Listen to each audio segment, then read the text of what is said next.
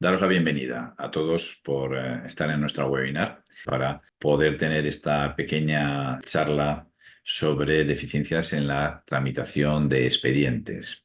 Como ya sabéis, los controles que se hacen es debido a que el Gobierno de Aragón pues, ha puesto en marcha los instrumentos de control y somos nosotros quienes, como tramitadores del 98% de expedientes de baja tensión y de aproximadamente un 94-95% de RITE, tenemos que llevarlos a cabo. Vamos a hablar de eficiencias en tramitación.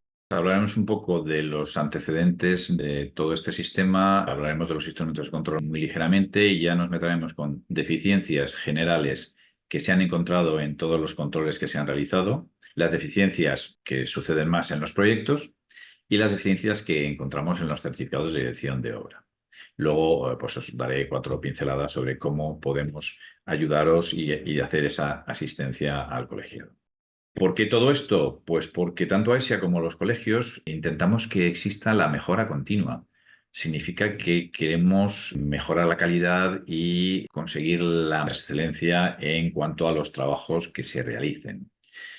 Para eso, ¿qué es lo que desechamos? Pues la frase de siempre se ha hecho así. Por supuesto que siempre se ha hecho así algunas cosas, pero a veces es bueno el pensar en que se ha hecho así, pero a lo mejor no se hacía del todo bien o se puede hacer mejor, porque no vamos a decir que se hacía mal, sino se hacía de esa manera, pero se puede hacer mejor, por lo cual pensemos en positivo y en que podemos mejorar.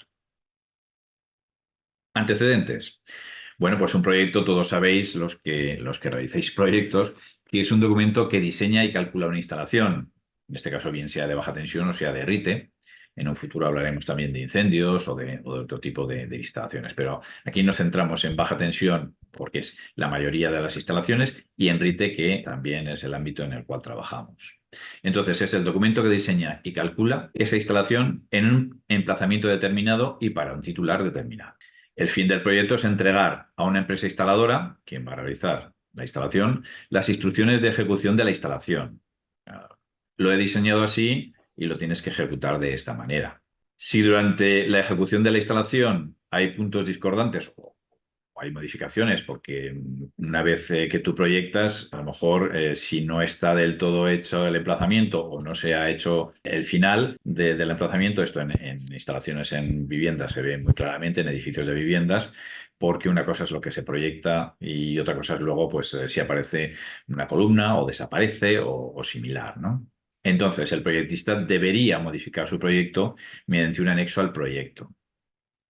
En Aragón, esta faceta de hacer anexos al proyecto no es muy utilizada. En otras comunidades es más utilizada. Pero es bueno que si el proyectista está más o menos relacionado con la obra, si hay modificaciones, puede hacer un anexo al proyecto y ya presentarlo junto con el proyecto, de forma que se sepa que ha habido modificaciones y a lo mejor ha habido que hacer nuevos cálculos o algún plano nuevo también. El director de obra es el responsable de que la ejecución de la instalación se ciña al proyecto realizado. Su labor es esa, es tener el proyecto y que la empresa instaladora realice la instalación según el proyecto. Pero evidentemente, todo esto que hablamos de cuando hay modificaciones, pues él tiene que estar pendiente de ello. Si el proyectista y el director de obra son el mismo, que es muy frecuentemente, en la misma dirección de obra se pueden modificar los aspectos del proyecto con cálculos nuevos si es necesario y planos nuevos si es necesario, ¿no? O indicar los cambios que se han realizado por las circunstancias que sean. ¿Qué ocurre cuando no es el mismo? Pues ahí nos tenemos que preguntar, ¿el director de obra puede modificar lo proyectado? ¿El proyectista puede indicar que la instalación no cumple su proyecto y que no asume responsabilidades? Porque claro, estamos hablando de responsabilidades si hay algún problema. No es lo lógico, pero puede haber situaciones en las cuales se le puede decir a alguien que ha ejecutado una instalación, oye, me dijiste que lo ibas a hacer de esta manera y al final ha salido de esta otra. Entonces, ¿quién es el responsable de que eso esté por escrito y de que eso esté correcto? Pues si el proyectista o el director de obra es el mismo, está claro. Y da igual que se haga en proyecto o en dirección de obra la modificación. Pero cuando son distintos, hay, hay un punto de fricción, ¿no? Es decir, ¿quién tiene que hacer esto? ¿Quién tiene que dejarlo por escrito correctamente? Pues la lógica diría que el proyectista tiene que volver a calcular. ¿no? Lo que había proyectado en un principio, si se ve que no se puede hacer de esa manera, tiene que volver a calcularlo.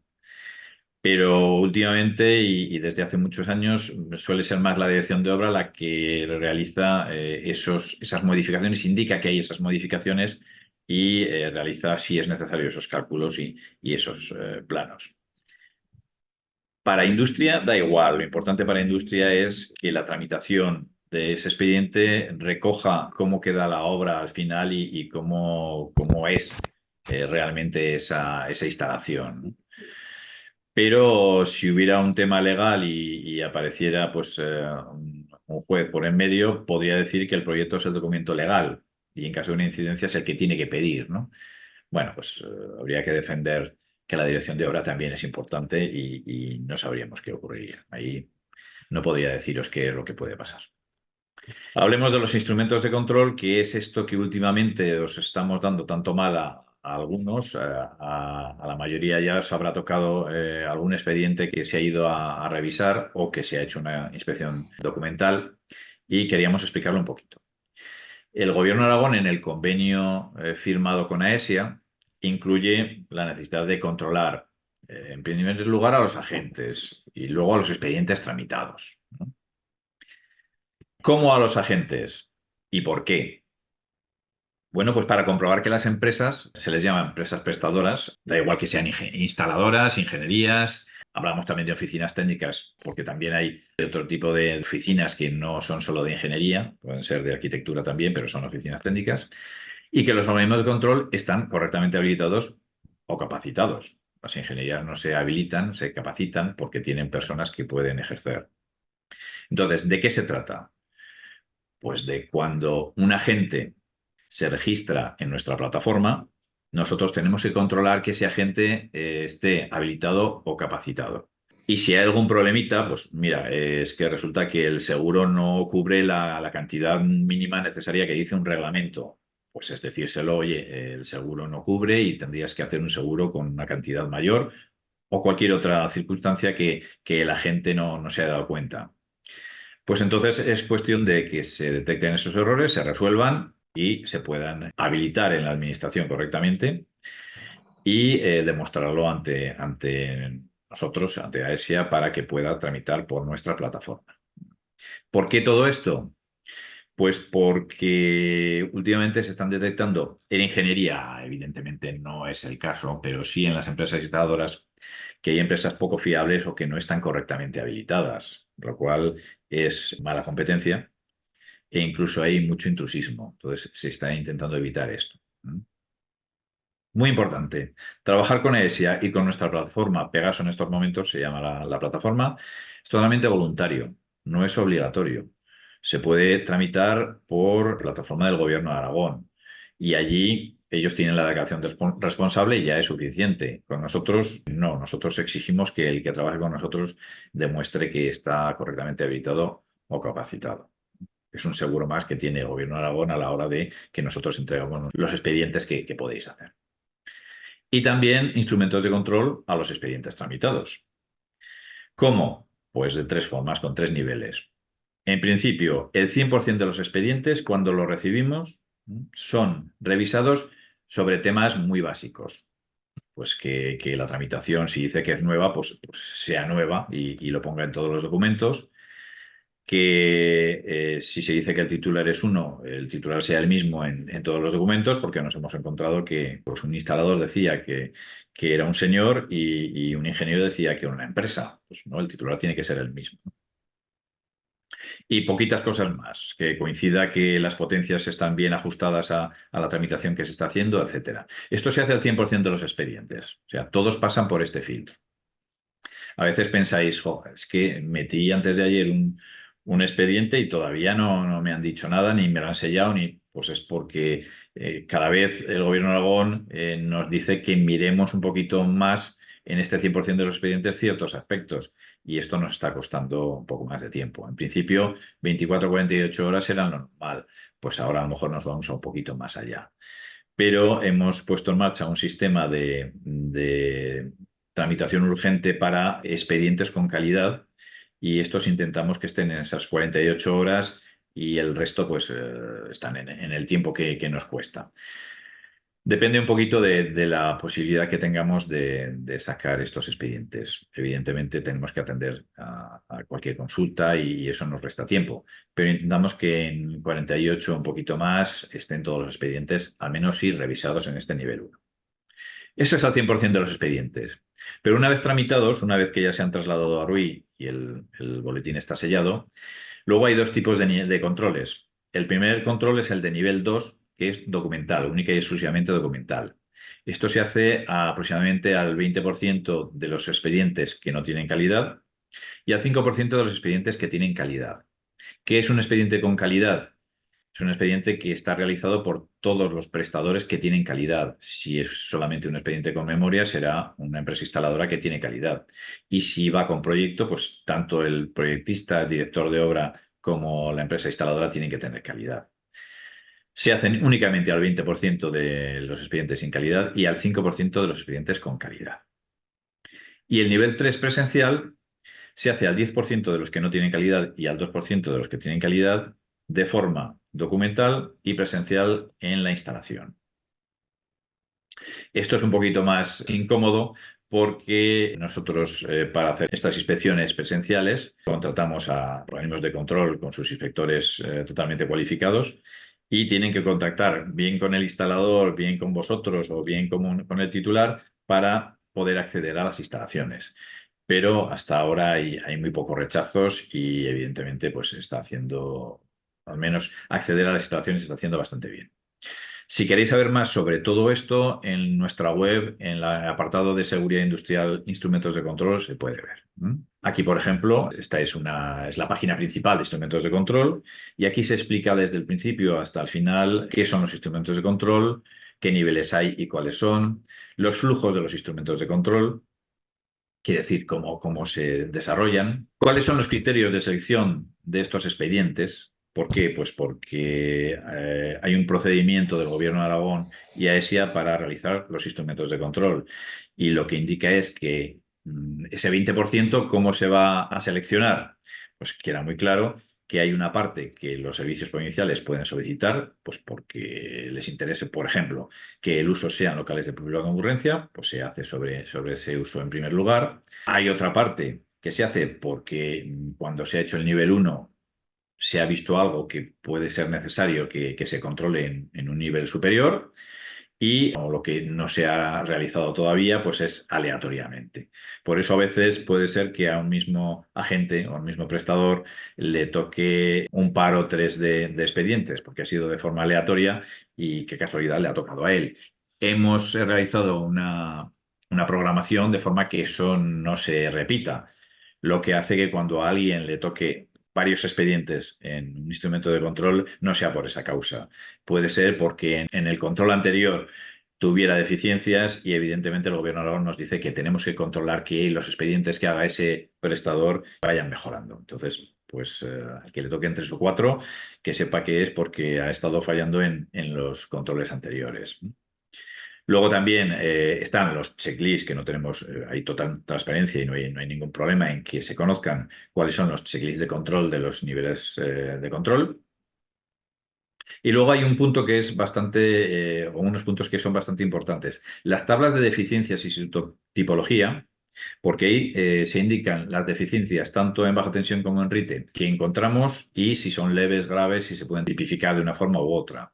Lo mismo que la categorización de los controles, aunque esto es más bien para la administración, para que sepa qué categoría tienen los controles, cómo se hace la notificación de las deficiencias y su subsanación y las guías de tramitación. Ojo, este punto es muy importante, el último, el guías de tramitación. Con los problemas que vamos viendo y con los que nos vais indicando o las incidencias de, oye, es que yo creo que esto es un uso tal y tú me dices que es un uso cual. Pues todas esas dudas, todas esas incidencias, nosotros las pasamos al Gobierno de Aragón a través de su Dirección General de Promoción Industrial. Y hay unas reuniones periódicamente para discutir todas esas dudas e incidencias y darles un criterio que sea homogéneo entre todos los servicios provinciales, la Dirección General y AESIA. Entonces, podéis ver esas guías de tramitación, ver los casos que aparecen y allí pues tenéis una información que el Gobierno de Aragón no quiere publicar como tal, pero que nos dice que lo publicamos nosotros para que sea visible por parte vuestra y tengáis una idea de por qué a lo mejor una industria de tal tipo hay que ponerle este uso o hay que ponerle el otro. Esa parte de guías de tramitación es bastante importante. Bueno, y nos metemos ya con el listado de deficiencias generales. Hay temas muy generales que son que no coincide el titular con el resto de documentos de la tramitación. Pues esto nos ocurre. Sabéis que cuando se hace una instalación que necesita proyecto, pues hay para rellenar el expediente y poder tramitarlo y mandarlo a industria, hay que rellenar una comunicación, que en Pegaso se hace automático, hay que rellenar o hay que hacer un proyecto que hay que subir, hay que rellenar una dirección de obra que hay que subir también y el instalador tiene que hacer su certificado de instalación, bien sea eléctrica o bien sea térmica, ¿no?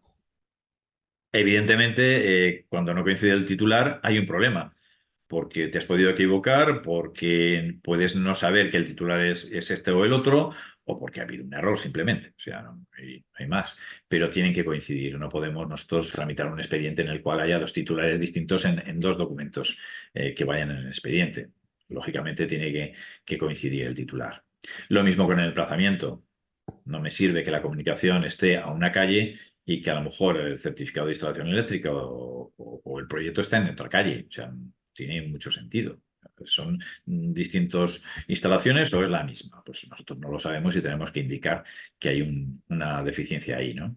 Este sí que os atañe bastante y es que no se indica si el proyecto y la dirección de obra se firman por cuenta propia o al servicio de la empresa. Y aquí sí que me voy a detener, nada, un minutito o dos, para explicar que antiguamente, y antiguamente estoy hablando de cuando yo ejercía como ingeniero en una empresa, yo ejercía al servicio de la empresa en esa empresa. Pero también yo hacía ejercicio libre y firmaba por mi cuenta algún otro proyecto. Entonces, ¿cuál es el tema? Hay colegios que no tienen ningún problema y saben cuándo se firma por cuenta propia o al servicio de la empresa, incluso lo dicen en el visado. Por ese lado no tenemos problema. Pero otros colegios no lo indican, simplemente hay un visado y no dicen si se hace por cuenta propia o al servicio de la empresa. Y ahí sí que podemos tener un problema, porque no es lo mismo firmar por cuenta propia un proyecto, con lo cual la responsabilidad es tuya, totalmente, o al servicio de la empresa, con lo cual la responsabilidad también es de la empresa, ¿no? Entonces, es importante saber cuando se firma un proyecto, si se firma al servicio de la empresa porque tú estás trabajando por una empresa o se firma por cuenta propia, porque la empresa eres tú, ¿no? La mayoría de los autónomos pues es así. Entonces, cuando a veces os devolvemos un expediente diciendo que no sabemos si se está firmando al servicio de la empresa o por cuenta propia, es porque no lo tenemos claro. Y es bueno para que la responsabilidad quede en quien realmente la tiene, ¿no? Y no haya una responsabilidad mayor por parte, pues, de un ingeniero que está trabajando para una empresa. No es por fastidiar, es simplemente por esto, porque es un seguro para vosotros. Otros temas que a veces nos encontramos, que los datos de potencias, tensiones o los elementos en RIT, combustibles, etcétera, no coinciden con normalmente el documento de la empresa instaladora. Claro, ¿a quién hacemos caso? ¿Al proyectista, al director de obra o a la empresa instaladora? Pues nosotros no podemos tomar partido, con lo cual es bueno que coincidan los datos y que no nos veamos en la tesitura de tener que decir, bueno, los datos correctos serán los de, pues por ejemplo, la empresa instaladora. Pues hombre, pues a lo mejor queda feo y encima podemos saber equivocarnos, ¿eh? Desarrollamos. Como hemos dicho, el titular tiene que quedar claro en una dirección de obra, NIF, nombre, apellidos o razón social si es empresa, y el email y el teléfono, si se conocen, se ponen.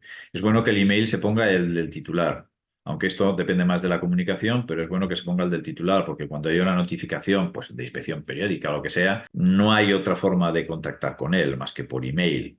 Que el emplazamiento debe ser inequívoco. Si se conoce la referencia catastral, actualmente en Pegaso hay un problema porque la conexión con Catastro no funciona correctamente. Es un problema de web service y no está funcionando. Pero hemos probado en la nueva plataforma ESIA y está funcionando perfectamente, con lo cual esperemos que en unos meses tengamos la nueva plataforma ESIA y podáis utilizar la referencia catastral sin ningún problema.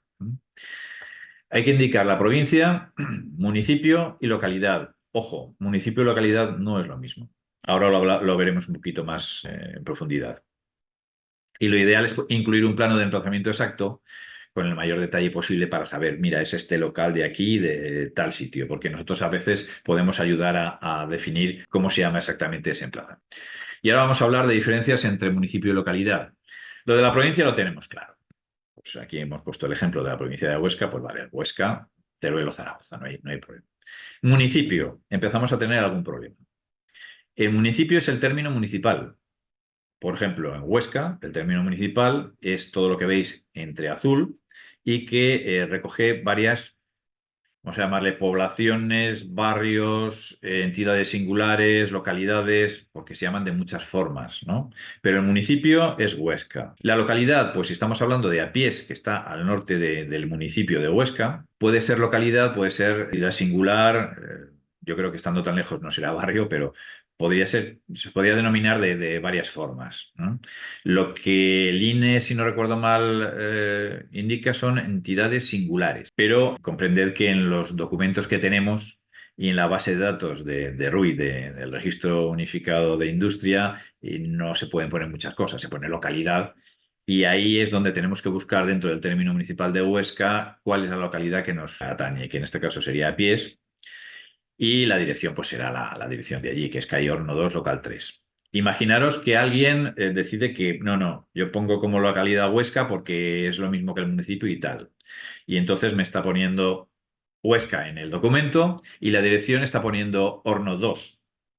Pues seguro que en Huesca, población, localidad, hay un Horno 2 y en Apiés hay otro Horno 2, con lo cual ahí ya hemos perdido la trazabilidad, ya no sabemos dónde es exactamente ese emplazamiento.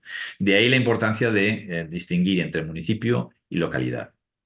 Esto hasta hace unos años no se estaba controlando, pero la razón es que el registro único de instalaciones es una base de datos muy importante para el Gobierno de Aragón y para nosotros, para todos nosotros, porque es donde en un futuro podremos, si vamos a hacer una modificación de una instalación, podremos localizar de la manera más rápida y segura posible esa instalación. Claro, si ponemos que está en Apiés y no encontramos nada porque en la localidad en su día pusieron Huesca, pues no lo vamos a encontrar y vamos a duplicar la instalación existiendo, ¿no? Entonces es bueno que sepamos que esto se hace así por este motivo y no por otro, y que hay que intentar cumplirlo.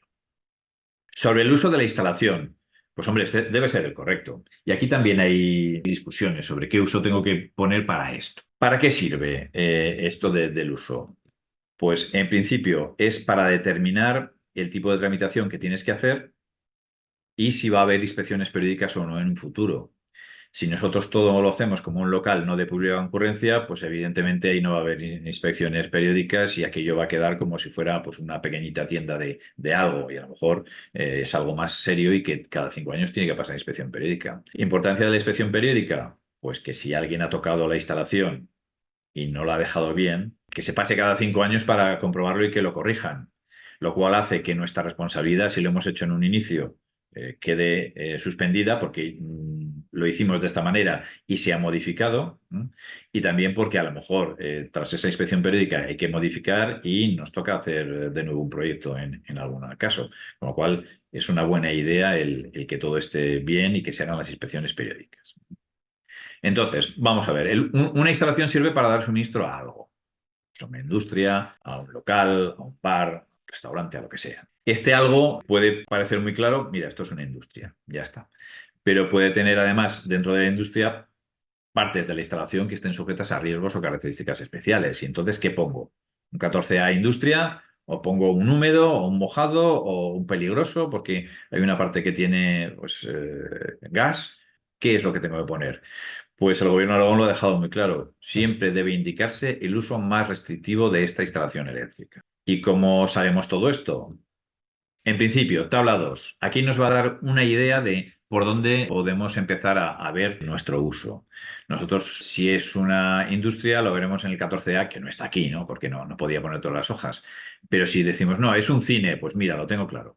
2B, cines. Local de espectáculos y actividades recreativas, está clarísimo. No es un cine, es un local de reunión, es una tienda y tiene más de 50 personas la ocupación. Bueno, pues entonces será un local, reunión de trabajo, usos sanitarios, cualquiera que sea su ocupación, o locales de reunión, trabajo y usos sanitarios, si la ocupación es más de 50 personas. Pues sí, estará aquí. Y si no es de más de 50 personas y es una tienda sin riesgos, entonces será un 1C, local o oficina sin consideración de pública concurrente. Con esto nos vamos una idea, pero también podemos ver que, ojo, es una industria, pero también tiene una parte húmeda, una parte mojada, o tiene una zona con riesgo de incendio o explosión. Vale, pues entonces ya tenemos varios usos posibles. ¿Cuál le damos? Pues entonces el más crítico, el más exigente, y nos vamos a la tabla 1A, que esto lo tenemos todo en la web del Gobierno de Aragón y podemos pinchar y encontrarla. Y, por ejemplo, si fuera una industria de menos de 20 kilovatios, dices, bueno, una industria de menos de 20 kilovatios estaría aquí, mirad, el punto 14 de orden. 14A, industria en general, potencia menor de 20 kilovatios. Vale, pues es que no haría falta ni proyecto. Ojo, pero es que además tiene una parte que está catalogada como con riesgo de incendio o explosión. Ojo, ya nos tenemos que ir a la parte alta, que sería un local con riesgo de incendio o explosión de clase 1, excepto garajes, sería un 3A, y está mucho más arriba en el orden, está en 2, con lo cual sería una industria con riesgo de incendio o explosión, tendría que ponerse 3A. ¿Mm? Uso 3A. Y en denominación, que es importante, deberíamos poner que sería una industria con riesgo de incendio o explosión. Perfecto. Y si además ponemos industria de, no sé, industria de calderería con riesgo de incendio o explosión en la denominación, mejor.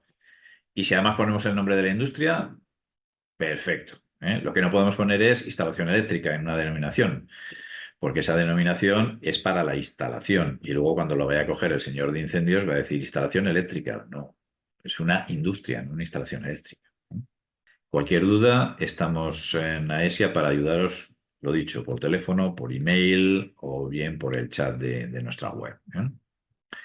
Más deficiencias generales que hemos encontrado. El tipo de tramitación que debe ser correcto. Nueva instalación, modificación de importancia o ampliación en el caso de expedientes con proyecto.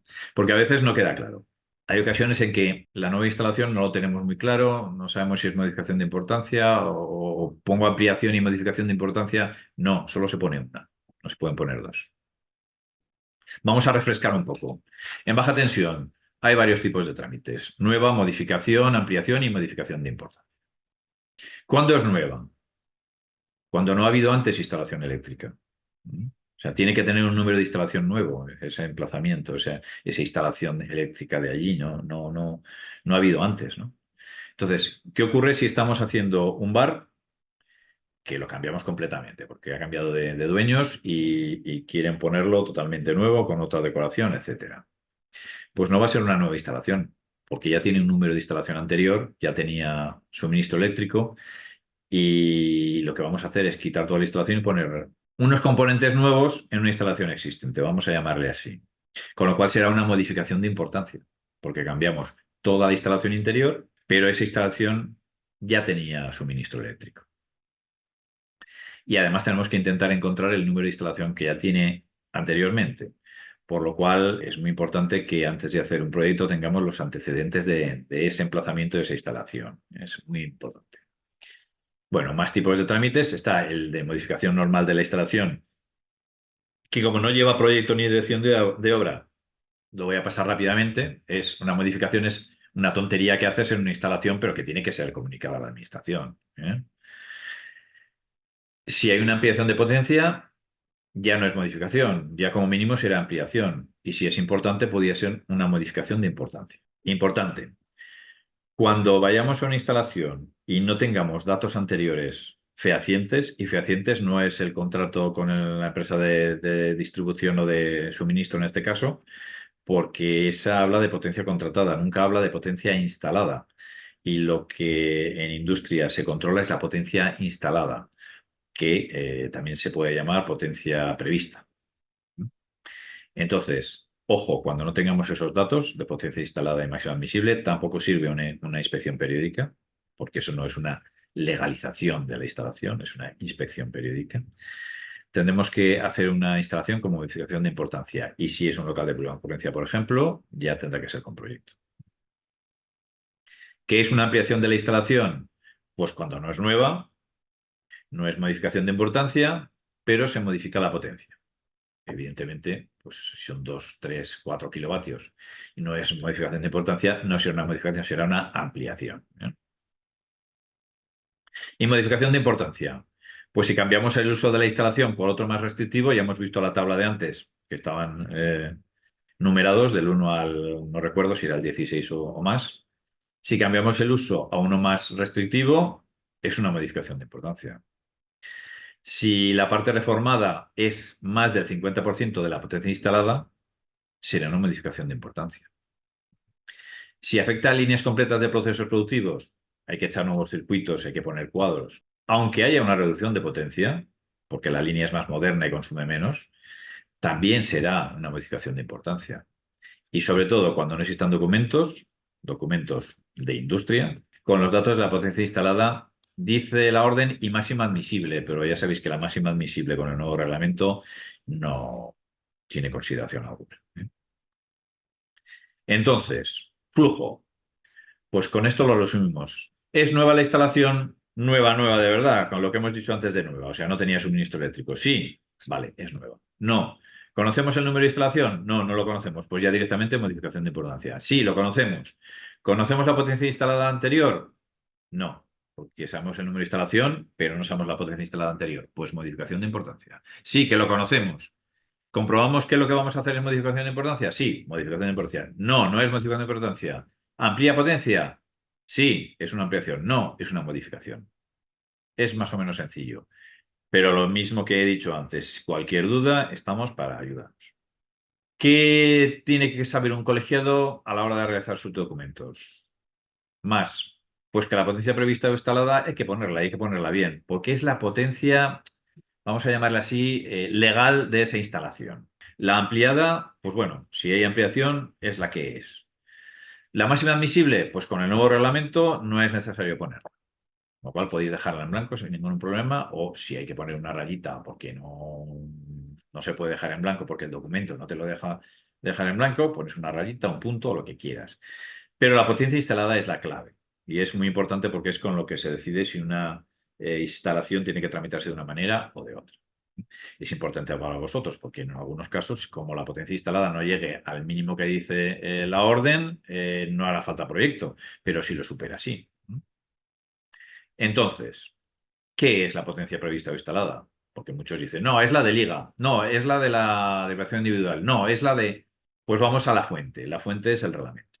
Y dice que la potencia prevista o instalada es la potencia máxima capaz de suministrar una instalación a los equipos y aparatos conectados a ella, ya sea en el diseño de la instalación, que entonces se le llamará potencia prevista, o en su ejecución, que ya es instalada porque ya instala los aparatos, respectivamente. ¿Mm? Esto, pues a veces no llegamos a entenderlo y incluso tengo que reconocer que a mí en un principio tampoco le daba mucha importancia que era esto. Pero si lo leemos despacio, entendemos qué es esto. A ver, la potencia prevista o instalada es la potencia máxima, o sea, la mayor que se pueda, que sea capaz de suministrar, o sea, la mayor que podamos darle a una instalación, a los equipos y aparatos que estén conectados. Todavía no me queda claro. Pues lo vamos a ver más sencillo. Imaginemos que tenemos una instalación en la cual de receptores hay 50 kilovatios, pero nosotros hemos puesto un IGA y una derivación individual que permite 100 kilovatios. ¿Cuántos kilovatios va a suministrarle a los receptores? 100 no, porque no hay receptores para 100. Lo máximo que podrá suministrar esa instalación son 50 kilovatios. Pues la potencia prevista o instalada, y vamos a llamarla a partir de ahora instalada, son 50 kilovatios. Porque no hay más receptores, porque no voy a darle más. No puedo darle más de 50 kilovatios. Luego legalizo 50 kilovatios. No, pero es que yo quiero legalizar hasta 100 porque la instalación puede. Ya sé que puede hasta 100. Pero es que no tengo más receptores de 50 kilovatios. Y el día que estos señores amplíen, van a ampliar su potencia sin hacerlo a lo mejor bien, porque tendrán que hacer otras cosas y tendrán que tramitar esas modificaciones. Con lo cual, 50 kilovatios es la potencia instalada legalizada. ¿Y qué ocurre si los receptores son 500 kilovatios, pero el IGA y la aleación individual solo me dan 100? Normalmente ya sabéis que lo que limitará será el IGA, porque la derivación individual siempre se pone para que pueda un poquito más que el IGA, evidentemente, o mucho más, dependiendo, ¿no? Pues si yo tengo un IGA que solo me deja pasar 100 kilovatios, por mucho que tenga 500 kilovatios de receptores, ahí solo se van a suministrar 100 kilovatios. O sea, no hay más, no hay más chicha, ¿no? Con lo cual, la potencia instalada serán 100 kilovatios, no 500. Ya, pero es que yo en un futuro, como tengo 500 kilovatios, igual tengo que aumentar. Pues tendrás que aumentar, efectivamente, tendrás que hacer otra tramitación, porque habrá que cambiar el IGA, a lo mejor la dirección individual, o a lo mejor solo el IGA, pero estarás cambiando la potencia instalada. Esto nos está costando un poquito entenderlo, ¿eh? Ojo, es una interpretación que se ha consensuado y que es la que se considera correcta por muchas partes, porque antiguamente no se hacía así. Antiguamente era la de liga y ya está, ¿no? Pues ojo, ¿no? Porque si el liga permite hasta 100 kilovatios, pero es que no tengo más receptores que 50, son 50, ¿eh? La potencia instalada. Seleccionar el número de instalación correcto. Esto a veces es un poco complejo y os tenemos que ayudar. ¿Qué es el número de instalación? Pues el número de instalación se asemeja a la matrícula de un coche. La matrícula de un coche, al menos en España, es para siempre hasta que se da de baja y tienes que volver a darlo de alta. No podemos tener un coche con dos matrículas distintas. Pues eso es lo que se intenta, que en RUI el número de instalación sea único y que no estemos haciendo modificaciones sobre una instalación y que cada vez tengamos una matrícula distinta, porque no tiene sentido, porque se pierde la trazabilidad. Nunca se va a saber esa instalación cuál es su último estado. Si todo lo tenemos en el mismo número de instalación, podremos ver todos los expedientes que tiene esa instalación y podremos fácilmente ver cuál ha sido su evolución. Entonces, si una instalación no es nueva, no es fehacientemente nueva, porque sabemos que ahí no ha habido un suministro, que ya tendrá número de instalación. O sea, es que casi seguro que tendrá número de instalación, salvo que sea muy antigua o se hiciera por industria en lugar de por los servicios provinciales en energía o similar. Pero hay que buscarla, tenemos que saber. Si tenemos documentos anteriores, si hemos tenido los antecedentes de la instalación, es muy posible que ya nos aparezca. Si no, la plataforma Pegaso tiene un buscador. Es un buscador un poco complejo porque hay que buscar hasta 3 veces. Ya lo hemos corregido en la nueva plataforma ESIA, que será mucho más sencillo. Entonces, si tenéis una duda, si no sé cómo hacerlo, estoy un poco harto de trabajar y me he cansado, pues por favor, ponernos un email, decirnos, oye, tengo este emplazamiento con este titular en tal sitio, se trata de esto, mejor si nos deis todas las pistas posibles, se trata de un restaurante en tal calle, es el local de la derecha o el de la izquierda, o sé que es el local número 2 o lo que sea, y nosotros os lo buscaremos y os podremos decir si hay un número de instalación o si no hay.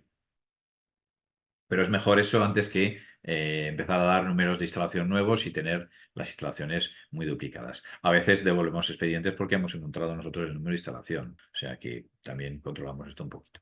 Más deficiencias, que en los certificados de dirección de obra los datos tienen que ser correctos y coincidir con otros documentos. Pues sí, hombre, se supone que correctos son, porque para eso habéis estado en la obra y los habéis visto, ¿no?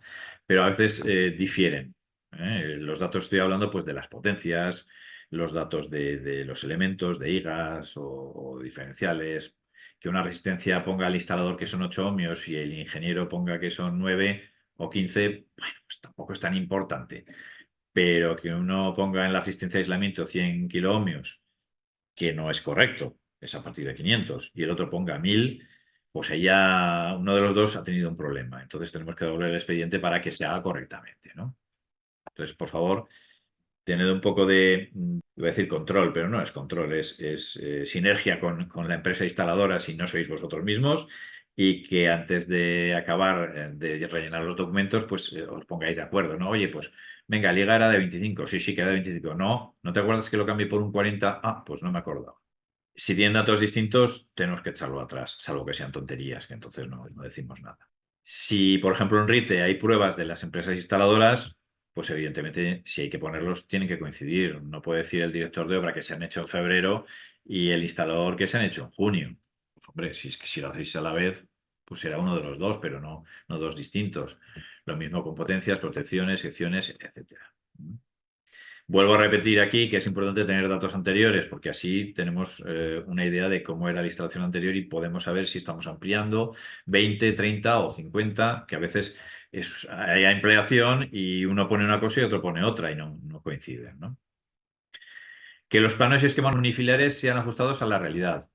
Pues sí, porque es el seguro de que, mire, yo certifiqué, señor juez, que este esquema unifilar con 17 circuitos se ha quemado la instalación, pero es que había 25. O sea que detrás de mí ha venido alguien y ha hecho unas modificaciones. Ojo, y yo no me puedo responsabilizar de esas modificaciones. Pues importante que el esquema unifilar sea el que es. Y los planos lo mismo. Los planos con los elementos que se instalan, que si hay existente se pone existente, pero los que instalemos nosotros o que vayamos a hacer, que sean los correctos. Vuelvo a repetir, porque si hay una incidencia y se ha producido, por ejemplo, en un elemento que estaba conectado y que nosotros, evidentemente, no teníamos noticia de que eso se iba a conectar ahí y se conectó con un 16 amperios y consumía 25, pues tengamos que decir, no, mire, ahí había una toma de 16 amperios, yo la he puesto y el equipo este son 25 amperios, con lo cual, pues quemó la toma o hizo lo que no tenía que haber hecho. ¿Eh? Que el certificado de dirección de obra es el documento de finalización de la instalación. Pues a veces no se tiene muy claro. Vamos a ver. Cuando firmamos, y yo también los he firmado, el certificado de dirección de obra, firmamos lo que se indica aquí abajo, que la instalación ya terminada, o sea, no certifico antes de que se haya acabado, porque si no me pueden estar poniendo cosas que yo no había controlado. Y realizada bajo mi dirección, por el instalador, etcétera, etcétera, se ajusta al proyecto, variaciones con los datos principales que fueron en el impreso y que cumple con el reglamento. Bien. ¿Qué ocurre con esto? Que el director de obra es el que dice que la instalación se ha terminado y que a partir de ahí pueden entrar el resto de entidades a hacer lo que tengan que hacer. Pues el organismo de control a inspeccionar y el instalador a hacer su certificado de instalación eléctrica. Pero cuando el director de obra firma, la instalación está acabada, ¿eh? Y no se debería modificar. Si sale alguna pequeña tontería, pues bien, normalmente no tiene que salir. Entonces, certifica que la instalación está acabada. A partir de esa firma, la instalación puede ser certificada. Y luego el instalador certificará la instalación y la comunicará a industria. ¿Qué ocurre? Que las fechas de firma del certificado de dirección de obra y la fecha de la inspección inicial son importantes. El organismo de control realizará la inspección en fecha X. Y el certificado de dirección de obra se tiene que firmar antes para decir que se ha acabado, porque si no, el organismo de control ha ido antes de que se acabara la instalación. Y no es lógico que vaya antes. Si va antes y luego le ponen 3 enchufes más, a lo mejor esos enchufes están mal puestos. Y no puede ser. Entonces, tiene que quedar claro. Y algo que se habló con industria. Industria dijo que tenía que ser así, evidentemente no es un capricho nuestro. La firma. No estoy hablando del visado. El visado puede ser posterior, pero la firma del certificado tiene que ser anterior a la inspección del organismo de control. El organismo de control tiene que ir con el proyecto y con el certificado de dirección de obra a hacer su inspección, porque si no, no la está haciendo correctamente. O puede estar haciendo una inspección sobre una instalación que está sin acabar. ¿Qué ocurre con instalaciones parciales? Pues que es complejo el certificar por partes. Tengo un proyecto de una nave y solamente hacemos la fase 1. En el certificado habrá que certificar muy bien, ¿eh? Habrá que certificar muy bien, habrá que poner sus planos unifilares que responsabilicen al director de obra única y exclusivamente de esa fase 1, no del resto. Porque a lo mejor certificas la fase 1, ya hay suministro eléctrico y el titular dice, ya me ahorro el resto de certificaciones y me acabo yo la instalación. Pues no. Si tú has certificado solo la fase 1, no habrá una certificación de fase 2 y de fase 3, por ejemplo, y se quedará sin legalizar correctamente esas otras dos fases. Pero sobre todo, tu responsabilidad quedará única y exclusivamente para la fase 1. Si certificamos en blanco y no está acabada la instalación, estamos certificando en blanco. Ojo. Modificaciones. Si se tramita una modificación de importancia, en proyecto debería quedar claro lo que se modifica y lo que existe. Y en dirección de obra igual. Yo certifico esta parte que he modificado. Eso no quiere decir que si en lo existente hay algo que esté mal, no le tengo que decir al titular que lo arregle, ¿eh? E incluso si lo arregla y yo estoy certificando, pues también puedo certificar que además se ha corregido un PIA de 20 amperios que era para alumbrado y se ha puesto de 15, porque si no, por mucho que sea existente, está incumpliendo el reglamento. O sea, somos agentes de la seguridad y como tal tenemos la obligación de que instalación donde vayamos esté bien. Para una dirección de obra, ¿por qué no? Se pueden incorporar imágenes de forma que tú puedas fotografiar el cuadro eléctrico para que se vea que claramente este es el cuadro que yo he certificado. Si luego lo modifican, ya no es mi responsabilidad. Cuadros, equipos, lo que sea. Nos metemos ya en el proyecto. ¿Qué deficiencias hemos encontrado fundamentalmente en los proyectos? Pues a veces falta algún documento. No es normal, pero a veces sí que ocurre. Un proyecto para la parte industrial, para nosotros, tiene que tener memoria, cálculos y planos. Todo lo demás, pues bueno, pues tiene que estar porque pues, el estudio básico de seguridad y salud pues, es obligatorio y el pliego de condiciones y el presupuesto y todo esto pues estará. Pero a lo que nosotros respecta y lo que nosotros vamos a controlar es que haya memoria, cálculos y planos. El resto, si no está, no os preocupéis, no vamos a decir. Algún proyecto hemos visto que no estaba avisado. Pues sí, sobre todo los que vienen de fuera de Aragón. Pero en Aragón hay una circular del Gobierno de Aragón que obliga a que todos los proyectos y direcciones de obra de instalaciones estén visados. Y nosotros tenemos que hacerlo cumplir. Y lo hacemos cumplir. Y el que no quiere visar su proyecto o su dirección de obra, pues le decimos que no puede trabajar con nuestra plataforma y que puede irse si quiere a Digita. Si allí se lo pasan, es un problema del Gobierno de Aragón, del servicio provincial correspondiente o que sea. Pero ojo porque allí también le van a controlar. Y porque además nosotros hacemos controles también de Digita, con lo cual posiblemente caiga en un control y tengamos que decirle que pues ahora lo vas a avisar otra vez. Si el proyecto no abarca toda la instalación, ¿debe realizar un anexo al proyecto? Pues sí, debería hacerse. Debería hacerse y debería subirse al expediente. Pero si es dos tonterías o si el proyectista y el director de obra coinciden, pues se permite perfectamente que se haga en la dirección de obra. ¿Qué nos ocurre a veces? El visado desaparece o está pegado como una imagen. Pues a veces significa que alguien ha hecho un documento y por lo que sea no lo ha querido pasar por su colegio. Imaginaros que es de fuera y dice, va, he conseguido un sello de visado, copiar, pegar y lo paso y ya está. Pues si lo detectamos, evidentemente decimos que eso no puede ser. Que un documento PDF es un documento único que tiene sus certificados y que no hay imágenes, cuadraditos o tal que puedan aparecer y desaparecer. También lo controlamos sobre todo en colegiados de fuera de Aragón, que a veces, pues, como no están acostumbrados, pues se creen que pueden hacerlo de esa manera. ¿Y qué contenido mínimo tiene que tener un proyecto? Pues en baja tensión lo dice la ITC BT04. Y dice que tiene que haber en la memoria del proyecto, tiene que haber los datos del propietario, lo que hemos dicho, que el titular esté correctamente indicado, el emplazamiento y el uso al que se destina, ya hemos hablado. Lo de las características y secciones de los conductores y características y diámetros de los tubos, pues bueno, no nos metemos en esto. Sí que en los cálculos pues tiene que haber al menos las secciones, ya está, ¿no?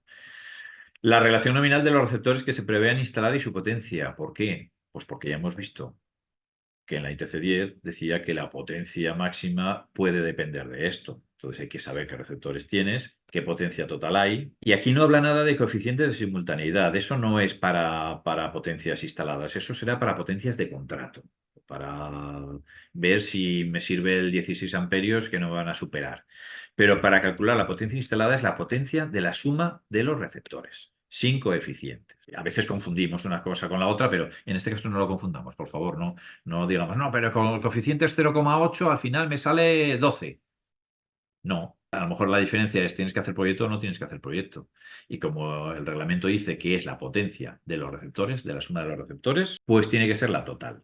Y si hay que hacer proyecto, genial, enhorabuena, hemos ganado un trabajo. El esquema unifilar de la instalación, pues hay que hacerlo. El croquis de su trazado. Y aquí veis que es una flecha verde que va para abajo. ¿Por qué? Porque el croquis del trazado, como nos dediquemos a hacer planos con croquis de trazado, no acabamos nunca. Porque a veces son imposibles de poner por dónde va el trazado de la instalación. Lo que realmente se quería indicar con el croquis del trazado es que sean planos donde se indique dónde están los elementos eléctricos de la instalación. sea, lo típico que se hace, pues con el plano de planta, poniendo los puntos de alumbrado, las tomas de corriente, los cuadros eléctricos, si hay receptores, dónde están los receptores, etcétera. Pero es la parte que dice abajo de los planos serán lo suficientes en número de detalle para dar una idea clara de las cuestiones que pretenden adoptarse, etcétera. Y no nos olvidemos de los cálculos del diseño, que a veces nos olvidamos de los cálculos o son insuficientes. No hacemos los cálculos de todo, ¿no? Entonces, en el proyecto hay que hacerlos, porque hay que saber si la sección va a ser correcta o no. Y en térmicas, pues en térmicas, térmicas tiene su lío. Dice que el proyecto describirá la instalación térmica en su totalidad. O sea, describir cómo es la instalación térmica. Características y forma de ejecución. ¿Para qué? Para que el instalador pueda hacerlo. Está claro, ¿no? Pero se debe incluir lo siguiente: la justificación de que las soluciones propuestas cumplen las exigencias de bienestar térmico y higiene, eficiencia energética, uso de energías renovables, etcétera, etcétera. La justificación, luego veremos algo más. Las características técnicas mínimas que deben reunir los equipos y materiales que conformen la instalación. Las verificaciones y pruebas que deban efectuarse. Tiene que certificarse, con lo cual deben estar ahí en el proyecto. Y las instrucciones de uso y mantenimiento de acuerdo con las características específicas de la instalación. Y respecto a la justificación de las soluciones propuestas, pues hay que justificar el apartado 141 de ambiente térmico, el 142 de aire interior, el 143 de calidad acústica, el 144 de exigencia de higiene. ¿Qué nos estamos encontrando en muchos expedientes de climatización? Que de repente nos dijeron que había que certificar la ventilación y no se está teniendo en cuenta. Ojo, hay que certificar la ventilación. Ya sé que en RITE a veces hay muchos problemas porque una empresa instaladora hace una cosa, otra. A veces a uno le ponen, no, tú hazme la instalación de frío, tú me pones las calderas y la instalación de calor. Y muchas veces de la ventilación no se acuerda nadie. Pues el proyectista debe acordarse y el director de obra debe acordarse. Y a lo mejor es el que tiene que recoger toda la información y decir, oye, ¿tú me estás haciendo solo el calor? Sí, pues ¿quién me está haciendo el frío? Pepito, venga, pues tú hazme también un certificado. Ya subiremos como podamos o como nos llega ESIA, ya subiremos todos los certificados. Pero cada uno que certifique lo suyo. Y no nos olvidemos la ventilación, porque alguien va a poner los equipos de ventilación y tiene que certificarse. Y si no está habilitado, pues no podrá ponerlos. Que a veces el problema es que la ventilación la pone alguien que no está habilitado. Pues no, tiene que estar habilitado en principio. Y volvemos a incidir en que la dirección de obra tiene fecha posterior a la inspección inicial. Eso es un defecto. El flujo no está explicado exactamente así en la documentación del reglamento de orden, pero sí que está puesto uno detrás de otro según se pone aquí. Lo primero es el proyecto, luego viene la ejecución de la instalación. Luego, el director de obra certifica la instalación terminada. A partir de ahí, el organismo de control hace su inspección inicial y al final la empresa instaladora habilitada realiza su certificado de instalación. Entonces, recordemos, el director de obra es el agente responsable de certificar que la instalación se haya ejecutada y terminada. Por lo tanto, si la inspección se hace antes del certificado de dirección de obra, el resultado es que el inspector ha visto la instalación antes de que esté terminada y quien no le dice que esa instalación se ha modificado después de que él haya pasado. Con lo cual, el certificado del organismo de control no es válido. Más deficiencias. Pues que la instalación se ha ejecutado parcialmente y en la dirección de obra no se dice claramente qué es lo que, hasta dónde se ha hecho, qué se ha finalizado y qué falta. Recordemos que estamos certificando que la instalación está terminada. Si es una fase, hay que decir que está terminada la fase 1. Esta. Y decimos claramente qué es. Que hay cambios en el proyecto que no se han reflejado en un anexo, pues podemos hacerlo nosotros en la dirección de obra, que por eso en casi todas las direcciones de obra pone que al dorso se puede indicar. Pues bueno, se anejan lo que haga falta, una pequeña memoria descriptiva de los cambios, unos planos y unos cálculos si es necesario. Perfecto. Y luego a veces vemos en las direcciones de obra que hay cosas superpuestas, como he dicho antes, el visado, pues a veces la potencia la han cambiado y había un 15 y ahora hay 25 kilovatios. Y vamos por encima y vemos que, anda, pues si esto es un objeto que hay aquí pegado y lo borramos y sale el de abajo. No puede ser. Una vez visado, ya no se puede modificar y es el que es. Y si hay que hacer modificaciones, pues yo lo siento mucho, pero habrá que hacer una dirección de obra nueva y la tendrán que visar de nuevo, hablar con vuestro colegio, porque esto se hace. O sea, esto no es algo, no es un problema ni para el colegio, ni tiene que ser un problema para el colegiado. Se hace, creo que el visado nada, es simbólico y ya está, no hay más. Asistencia al colegiado. Hay una cosa que es muy importante. En AESIA no estamos para fastidiar, estamos para ayudar.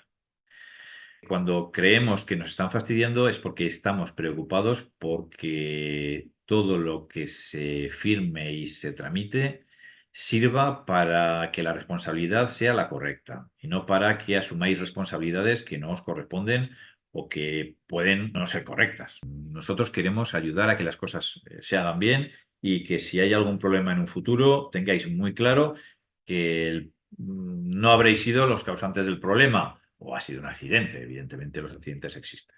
La tramitación y los documentos, todo forma parte de una instalación. Hay una empresa en Madrid que les dice a los instaladores que eso de hacer la documentación es una cosa que no es suya y que les está quitando tiempo de estar con sus familias y sus hijos. Y el otro día nos llamaron para intentar trabajar en Aragón y les dijimos que si eran empresa instaladora habilitada, muy bien. No, es que somos representantes de ellos. No, aquí no hay representantes. Aquí tú eres empresa instaladora, entras y trabajas. O eres ingeniería, entras y trabajas. Pero no puedes representar a nadie. El instalador, el ingeniero, tiene que saber que una instalación no acaba cuando ha puesto el cable o ha ido a la obra a ver que todo estaba bien. La instalación acaba cuando la documentación está correctamente emitida y se ha tramitado para presentarla en industria. Y ahí acaba la instalación, pero antes no. La cosa está que terminada, que es lo que hemos hablado antes, y otra cosa es que no la tramites. Si tú no la tramitas, como me he encontrado un caso de una instalación de RITE, que hay muchas que las hizo X, se quedó ahí y al cabo de los años se dan cuenta que necesitan que eso esté tramitado. Pues no se había acabado la instalación. El que la hizo la dejó allí y vale, funcionaba, pero no estaba correctamente finalizada. Entonces, ojo. Hay que acabarla con la documentación y tramitándola ante industria. Si hay un accidente, el juez va a pedir esa documentación y esa documentación la va a recibir como esté. Y si no está bien, pues el perito que sea va a decir que esa documentación no está bien y nos puede poner en un problema. El control de los colegios cuando avisan, cuando os devuelven algo. Los organismos de control cuando hacen su inspección y dicen, "Ay, aquí quizá este PIA tiene que ser más bajo". Y de ESIA, cuando os ve la documentación y hace los controles, es un añadido a vuestro seguro, sobre todo para proyectistas y directores de obra. Con lo cual, pensadlo de esta manera. Y ese es el motivo de hacer controles. Asegurar a los ingenieros o técnicos, si hay técnicos que no son ingenieros, que no se han olvidado de algo o que puede haber algún error detectado, porque claro, lo tenemos que detectar, que puedan corregir y puedan dejarlo en condiciones. ¿Qué hay dudas? ¿Al colegio o a ESIA? ¿Cómo se puede contactar con ESIA? Pues tenemos un teléfono fijo y un teléfono móvil, perdón, una línea fija y una línea móvil, porque teléfonos hay muchísimos, que están casi siempre sonando, o sea que si alguna vez no contactáis a la primera, un poquito de paciencia, porque es verdad que hay muchísimas llamadas.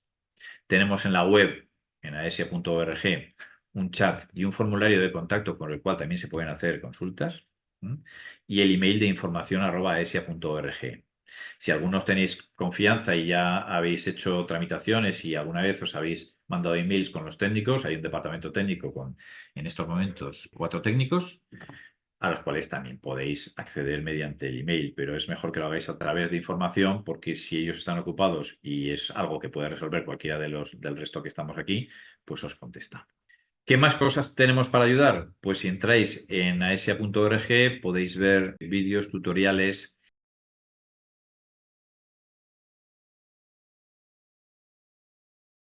Esta guía de criterios para tramitar correctamente, esta misma webinar estará colgada para los que no hayan podido unirse, que puedan verla más tarde, que podéis vosotros volver a verla. Hay una webinar también con lo mismo que aquí, pero para los instaladores, que habla más de instalaciones, que también podéis ver y os invito a verla, para a veces detectar algún error que no podéis detectar o que no hayáis detectado y que os puede desvelar esa webinar. O sea que en nuestra web hay muchísima información y os invitamos a que entréis en la web de vez en cuando. Y además en la web hay un acceso a Pegaso también, Y es bueno que accedáis a través de nuestra web aesia.org, no directamente a Pegaso, porque cuando hay una incidencia en Pegaso, que no suele ser por Pegaso, sino suele ser por el servidor del Gobierno de Aragón, porque no funciona clave o cualquier historia de estas, como ya sabéis que ha pasado y que nos ha puesto a todos bastante enfadados, nada más entrar en aesia.org, aparece a la izquierda una notificación y ahí podemos indicaros, está fallando Pegaso, intentarlo dentro de unos minutos o pasa esto, va a estar paralizado durante X, ¿no? Porque a veces hacen mantenimiento y nos dicen de tal a tal hora no va a funcionar los servidores del Gobierno de Aragón. Pues si hay un problema, nosotros ahí lo ponemos rápidamente y podéis verlo. Aquí, por ejemplo, veis nuestra página de Aesia con los tutoriales en Aesia Pegaso Tutoriales. Tenemos Aesia TV en Aesia TV, donde hay bastantes vídeos. Y tenemos dentro de los tutoriales muchos que están también en YouTube. Igualmente en YouTube tenemos un canal, es Aesia, al que podéis acceder y hay múltiples vídeos. Siempre habrá algo que os puede interesar ver. Tenemos información sobre los métodos de control, como hemos visto, y las deficiencias más comunes. Eso está en Aesia Seguridad Industrial, que es esta parte de aquí. Pincháis y vais a instrumentos de control y ahí aparecen tablas con las deficiencias más comunes en control de nivel 3, de nivel 2, de nivel 1, de baja tensión, de RITE. Y hasta aquí lo que os queríamos indicar. Vamos a abrir el chat y voy a intentar ir contestando a todo lo que pueda del chat. Lo primero, buenas tardes. ¿Por qué no es posible realizar trámites con la firma digital en representación de la empresa? Solo se permite con la firma digital personal. No parece lógico si se firman los proyectos por empresa. Gracias. Bueno, pues te agradezco a ti que hayas indicado esto. Pues es muy sencillo. No se puede porque el Gobierno de Aragón puso unas condiciones para trabajar en sus sistemas que era que únicamente se podía entrar con certificados digitales personales. Siguiente, buenas tardes. ¿Qué potencia se considera para un circuito de cuadros de tomas de corriente en los que no va a haber ningún receptor permanentemente conectado? ¿No se considera potencia en ese circuito o se considera que la que permite el interruptor de dicho circuito? Bueno, pues la que tú quieras. Evidentemente no más de lo que se puede suministrar a ese grupo de tomas de corriente y la que tú consideres. Ahí sí que puedes poner tú el coeficiente de simultaneidad que quieras, porque puedes decir, no, mira, esto es como, por ejemplo, en vivienda, se dice que la toma de corriente tendrá, no recuerdo si es 3.500 vatios. Bueno, pues tú pon lo que creas conveniente. Evidentemente teniendo en cuenta que sea algo razonable, porque si es una nave que solo tiene tomas de corriente y no sabemos que va a ir allí, pues hombre, sería bueno saber decirle, oye, ¿a qué te vas a dedicar y qué elementos vas a poner? Para no decir que en estos grupos de tomas de corriente con un 20 amperios va a haber, si es monofásico, 4.000 y pico vatios. A lo mejor no es para tanto. Pero eso ya es una cosa que no queda otro remedio que tenéis que ser vosotros los que tengáis que decirlo y calcularlo todo según esas potencias. Evidentemente, si van a contratar 19 kilovatios y ponemos que de potencia de todos los receptores hay 100 y no hay receptores como tal, que son todo tomas de corriente, hay algo canta. Entonces hay que hacerlo con lógica. ¿Eh?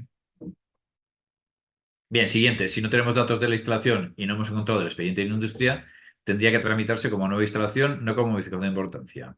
Y dice Carlos Lozano, el técnico, sería modificación de importancia si no tiene número de instalación anterior y se le asignará un número nuevo. Entonces, no tenemos datos de la instalación y no ha habido nunca una instalación allí, evidentemente es nuevo.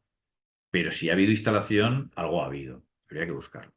Entonces, no lo haríamos como nuevo, sino como modificación de importancia. También podemos hacerlo como modificación de importancia, porque ha habido instalación, y si de ninguna de las maneras aparece en los buscadores un número de instalación, se le puede crear uno nuevo. ¿Y qué expediente se le asigna si no existe? No hablamos de expedientes, hablamos de instalaciones, número de instalación. Una cosa es el número de instalación, otra es el expediente. El expediente es eso que siempre se ha llamado NBT.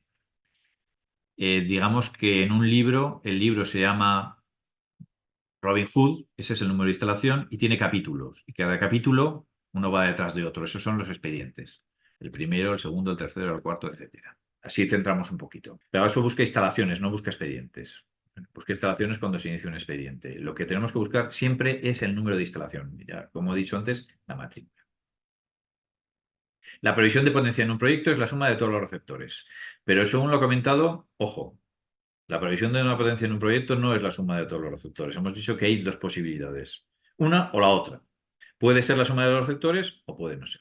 Entonces, según lo comentado, lo que va a delimitar la potencia instalada es la máxima que puede dar la instalación, o la potencia correspondiente a liga, o la suma de potencia de receptores si es menor de liga. Sí, es así. O sea, si tú tienes 50 kilovatios de receptores, tu instalación es súper maravillosa y tiene 200 kilovatios de IGA, no, es que no vas a dar más de 50, son 50. Y si tienes una instalación con un IGA de 120 kilovatios y receptores tienes 1000, pues van a ser 120, porque es que no vas a poder dar más a la instalación.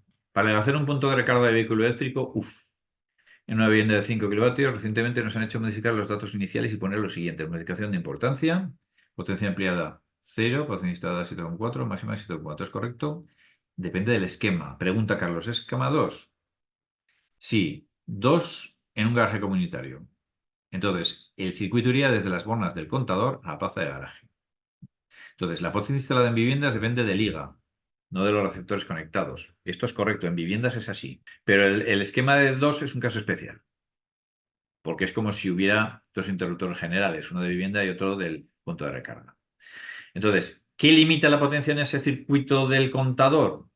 Pues el fusible es antes del contador. Si se certifica 5,75 porque el IGA de la vivienda es de 25 y se quieren contratar 7,36, no van a dejar.